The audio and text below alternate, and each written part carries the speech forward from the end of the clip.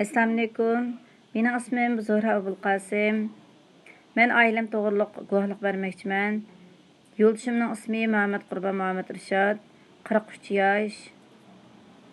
Turishlik o'rni Qashqar shaharlik O'stanvoy Paysu, G'ujaraqning Komitet Iroq ko'chasi. Yo'ldoshimning madaniyat saviyasi oliy texnikum, kasbi doktor. Xizmat o'rni Qashqar shaharlik Yangijoy ko'chasining udildagi Aluray ambulatoriyasida o'zining shaxsiy egaligidagi doktorxona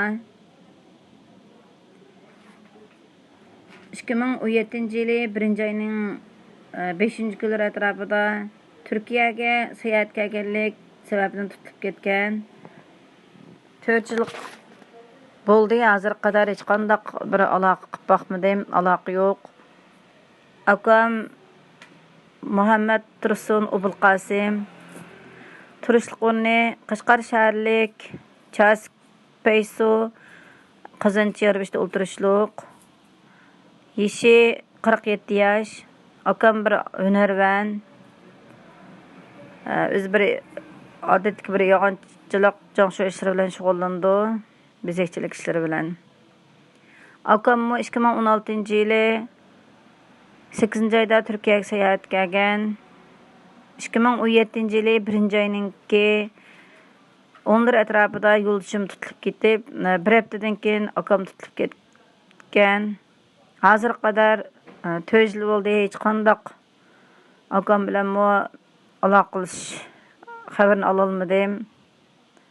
Acham Mehrigul Abulqasim, yashi 44 yosh. Madaniyat saviyasi o'ttir texnikum. Aile ayali. Acham 2016 yili 10-oyda dadam va onam bilan onamning kasallik sababidan Turkiyaga davolanish uchun ular bilan birga kelgan va 2017 yili 2-oyda qaytib ketgan. 2017 yili 3-oyning oxirlarida tutib ketganlik xabarini angladim. Lekin hozirga qadar hech qanday bir aloqa qila olmadim. Dadam 85 yoshga kirib qolgan. Dadam 2017 yili 2-oyda acham bilan birga Qashqarga tushib ketgan. Tushib ketgandan keyin pasportni ilib olganlik xabarini angladim. Lekin hech qanday ya dadam bilan, ya acham, ya akam yo'ldoshim bilan, oiladagilarim bilan hech qanday bir aloqa qilib boqmadim.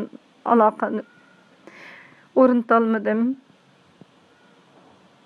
Men bu xalqaro inson kishilik huquqlar tashkilotininki bizlarga sahip chiqishini, onam hozir ularni o'ylab bekmo kasallik ahvoli yaxshi emas. Achamning, akamning, yo'ldoshimning ahvollarini bizlarga xabar qilishini, bizlarga ishlarning nima ekanligini xabarini olib berishini umid qilaman. Hem Xitoy hukumatiningki mening acham nerede, yo'ldoshim nerede, akam nerede, boshqa urug'-tuqqanlarim, qarindoshlarim nerede? Ularga xabarini bizlarga berishni so'rayman. Shuningga o'xshash millionlagan qarindoshlarning komplet tutuqliq holatda, osh qarindoshlarimiz nerede? Ularga nerede ekanligining javobini berishini so'rayman.